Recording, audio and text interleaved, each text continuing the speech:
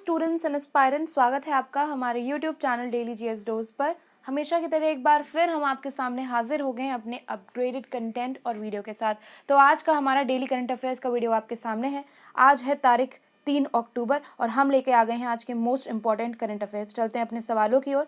पहला सवाल कह रहा है, India's first arbitration centre has been unveiled in which city. बात करते हैं आर्बिट्रेशन सेंटर्स क्या होते हैं। तो आर्बिट्रेशन सेंटर्स ऐसी जगह होते हैं, ऐसे इंस्टीट्यूट होते हैं जहाँ पे कॉरपोरेट जो अफेयर्स होते हैं वहाँ पे उनके डिस्प्यूट्स, उनकी जो लड़ाइयाँ होती हैं या कुछ मिसअंडरस्टैंडिंग्स होती हैं कॉरपोरेट सेक्टर में, वो सेटल की जाती हैं। या फॉर्मल टर्म्स के में कहें तो जो डिस्प्यूट अराइज होती हैं कमर्शियल एग्रीमेंट्स की वजह से वेरियस सेक्टर्स में, वो वहाँ पे सॉर्ट आउट किए जाते हैं, सॉल्व किए जाते हैं। तो इंडिया का पहला आर्बिट्रेशन सेंटर अनवील हुआ है, बना है किस सिटी में बना है? इसका सही जवाब है अहमदाबाद में। अगले सवाल पे चलते हैं, when is world day for farmed animals observed. तो ऐसा विश्व का दिन जिस दिन फार्म्ड एनिमल्स यानी कि जो फार्म में एनिमल्स रहते हैं उनके लिए एक दिन पूरा निर्धारित किया गया है, डेडिकेट किया गया है। कौन सा दिन है? तो है 2 अक्टूबर। 2 अक्टूबर को यानी कल हमने मनाई गांधी जयंती और लाल बहादुर शास्त्री जी की जयंती। बात करें, गांधी जी जो थे उनको हमारे भारत का राष्ट्रपिता कहते थे और लाल बहादुर शास्त्री जी जो थे वो भारत के दूसरे नंबर के पीएम रह चुके हैं। इनका बहुत ही सहयोग रहा है भारत को आज़ादी दिलाने के लिए। चलते हैं अगले सवाल पे। अगला सवाल कह रहा है, which social media company has recently launched creator education programme in India. तो कौन सी सोशल मीडिया कंपनी? इसका सही जवाब है फेसबुक। अगले सवाल पे चलते हैं, what is the total outlay for the AMRUT 2.0 mission launch by PM Modi recently. तो जो प्रधानमंत्री मोदी जी जो हैं, हमारे राष्ट्र के जो भारत के जो पीएम हैं, इन्होंने हाल ही में 2 स्वच्छ भारत 2.0 और अमृत 2.0 ये जो 2 स्कीम है, 2 मिशन है, इनका second version, upgraded version launch किया है। तो बात करें जो स्वच्छ भारत 2.0 इसके बारे में तो सब जानते हैं, to make all cities of India garbage free. हमको ओपन डेफिकेशन और ये गार्बेज फ्री करना है सारे ही शहरों को भारत के। और बात करें जो अमृत स्कीम है उसमें जो है हमें सारे ही हाउस होल्ड्स में, यानी दुनिया के आई मीन ये जो इंडिया है इसके सारे ही जो घर हैं वहाँ पे 100% कवरेज पहुँचाना है वाटर सप्लाई का। वो भी वाटर सिक्योर उन्हें बनाना है जो कि अवेलेबल ड्रिंकिंग वाटर भी हो जिसमें, और जो हाउस होल्ड वर्क के लिए वाटर यूज़ किया जाता है वो भी इंक्लूडेड हो। कुल मिला के 100% coverage to all households of Indian.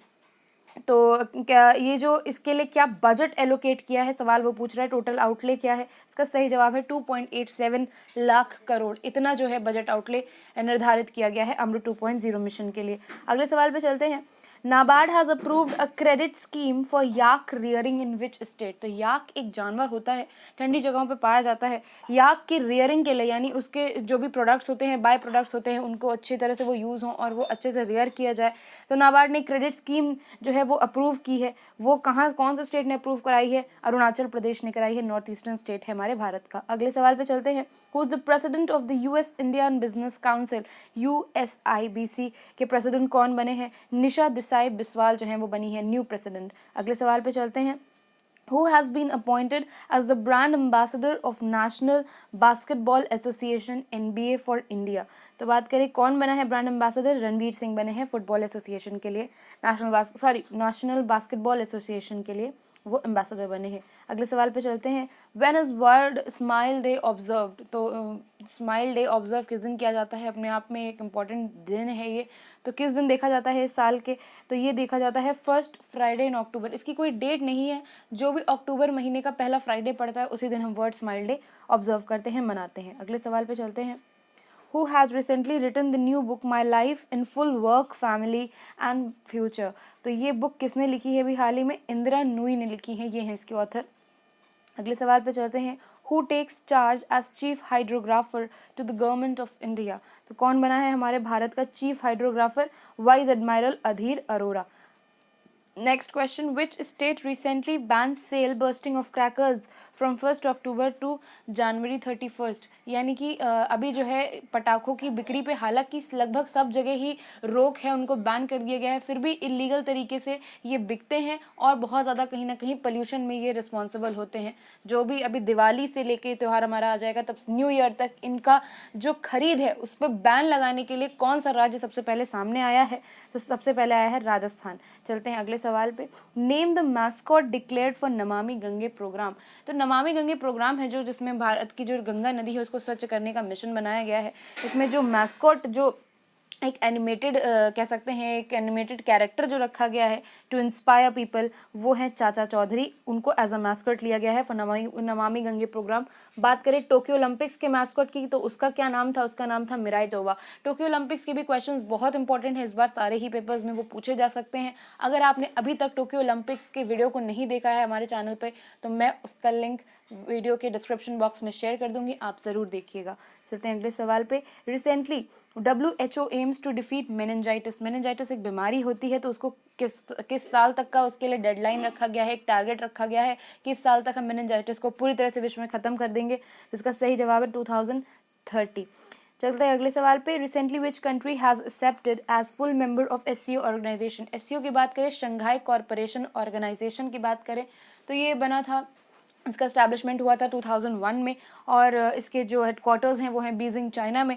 बात करें कि अभी उसमें एक नया मेंबर जुड़ गया है SCO ऑर्गेनाइजेशन में, क्या नाम है उसका? तो उसका नाम है ईरान, जो है वो जुड़ गया है SCO में।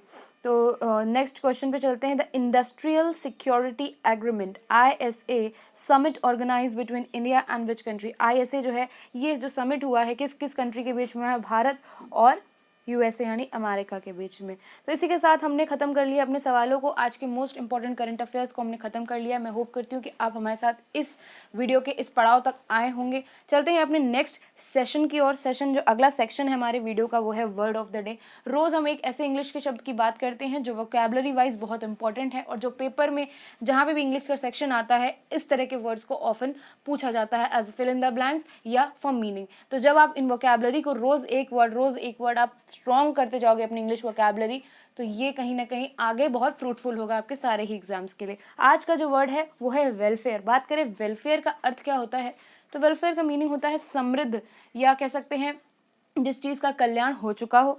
तो बहुत कह सकते हैं वेल बीइंग। मीनिंग का देखिए, आप मीनिंग देख ही रहे हैं कि वेलफेयर का जो मीनिंग है वो है वेल बीइंग, बहुत अच्छे स्टेट में। सिनोनिम यानी पर्यायवाची की बात करें, तो पर्यायवाची यानी कि हेल्थ, आपका जो भी जो स्वास्थ्य है, जो खुशी है आपकी, उस सब मिला के आप एक समृद्ध इंसान बनते हैं, और उसी को कहते हैं वेल बीइंग, ह्यूमन बीइंग, या इन वेलफेयर स्टेट। बात करें एंटोनिम की, यानी विलोम की बात करें वेलफेयर की, तो विलोम जो होता है वेलफेयर का, वो होता है हार्डशिप। यानी जब आपको कोई चीज़ में कष्ट होता है, परेशानियां आती हैं आपके रास्ते में, तो ये हो जाता है कह सकते हैं वेलफेयर का एकदम विपरीत।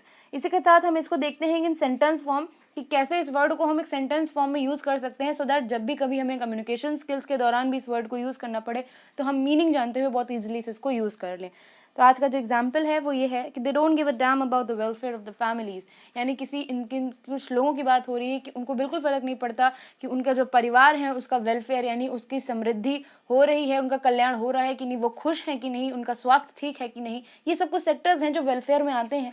तो कुल मिला के यही बोला जा रहा है कि उन्हें बिल्कुल फ़र्क नहीं पड़ता कि उनके फैमिलीज़ का वेलफेयर या कल्याण या समृद्धि हो रही है या नहीं हो रही। इसी के साथ वर्ड ऑफ द डे का सेक्शन खत्म हो जाता है। मैं उम्मीद करती हूँ कि मैंने जो प्रयास किया आपको इस वर्ड का मीनिंग समझाने में और इसको कैसे यूज़ किया जा सकता है वो आपको अच्छे से समझ में आया होगा। चलते हैं अगले सेक्शन पे। अगला सेक्शन हमारा होता है, अगला और लास्ट सेक्शन होता है हमारे वीडियो का होमवर्क का सेक्शन। रोज़ ऐसा एक क्वेश्चन लेके आते हैं जो पुराने पेपर्स में पूछा जा चुका होता है। तो पिछली बार यानी कल के डेली करंट अफेयर्स के वीडियो में हमने एक क्वेश्चन पूछा था कि मलेरिया जो है वो किससे होता है। तो हालांकि ऑप्शंस में था बैक्टीरिया, प्रोटोजोआ, वायरस, फंगस। तो ये इस तरह से, हालांकि हम ये जानते हैं कि मलेरिया जो होता है वो होता है मच्छरों के काटने से, लेकिन मच्छर ऐसा क्या कैरी करते हैं अपने साथ कि हमें मलेरिया हो जाता है, आइए वो जानते हैं। तो जो प्रोटोजोआ होता है, ना बैक्टीरिया, ना फंगस, ना वायरस, जो मलेरिया होता है वो होता है प्रोटोजोआ की वजह से। और कौन सा प्रोटोजोआ यानी कौन से किंगडम का यानी कौन से जीनस का, उसका नाम होता है प्लाज्मोडियम पैरासाइट। तो प्लाज्मोडियम पैरासाइट जो प्रोटोजोआ होता है वो हमें हो जाता है, वो हमें मलेरिया करा देता है। और ये हमें तब होता है जब इन्फेक्टेड मॉस्कीटो, जो भी मॉस्कीटो इस प्रोटोजोआ से इन्फेक्टेड होता है वो हमें बाइट करता है और हम मलेरिया के शिकार हो जाते हैं। तो ये तो हो गया कल के होमवर्क का आंसर। चलते हैं कि देखते हैं आज का कौन सा सवाल है। आज का सवाल है the power to increase the number of जजेस in Supreme Court it vested in. तो यानी कि अगर आपको सुप्रीम कोर्ट के जजेस का, जो जज होते हैं, उनका नंबर बढ़ाना है, तो ये पावर, ये राइट जो है वो किसको मिलता है, कहाँ पे रिसाइड करता है ये पावर? प्रेसिडेंट को होता है, पार्लियामेंट को होता है, चीफ जस्टिस को होता है, या लॉ कमीशन को होता है?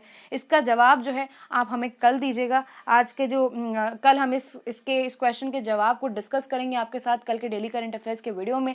इस क्वेश्चन के जवाब को आप कमेंट सेक्शन में हमें बताइएगा, सही जवाब को हम पिन करेंगे, और जिससे कि सारे ही लोग इस क्वेश्चन के आंसर को जान पाएंगे, और आगे आने वाले किसी पेपर में अगर ये क्वेश्चन आ रहा है, फंस रहा है, तो कहीं ना कहीं इसका जवाब सबको मालूम होगा। इसी के साथ हम विदा लेते हैं आपसे, चलते हैं, मिलते हैं आपसे अगले वीडियो में। उम्मीद करेंगे कि आपने डेली करंट अफेयर्स के वीडियो को थोड़ा सा समय निकाल के जरूर देखा होगा और आप आज भर के लिए अपडेटेड हो गए होंगे। इसी के साथ मिलते हैं आपसे अगले वीडियो में। Jai Hind, Jai Bharat. Subscribe our channel daily GS dose and thank you for watching.